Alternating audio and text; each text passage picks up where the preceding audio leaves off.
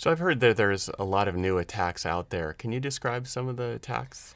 Well, and this, traditional attacks are really based on network packets just flooding networks and causing denial of service conditions at the network layer. However, we've seen attacks move up the stack into more the application and the business intelligence layer.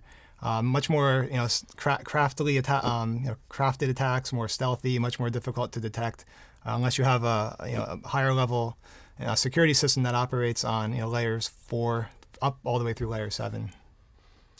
So what are some of the key changes that are driving service providers to look at new security solutions?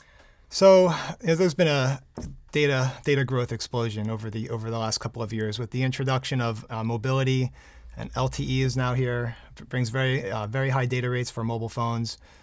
Fiber is deployed to people's houses nowadays. Everything is going toward trending toward the web and cloud-based access. So people used to have a lot of applications on their premise are now putting them in the cloud. And you see people walking around with their cell phones all the time, clicking on them. Every time that you press a button on there, there's network data is generated in the background, and it's a pretty intense growth in data.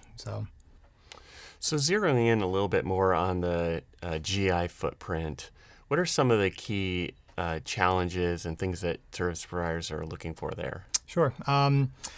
So scalability is really important, and that footprint really has a strong demand for a number of concurrent sessions going through these security devices. Mobile phones have gone from feature phones that made one or two connections each to the world of smartphones, which make tens to dozens of connections over time.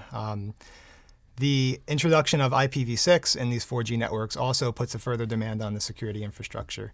So we have to make sure that the customers have systems that protect them for the migration from IPv4 to IPv6.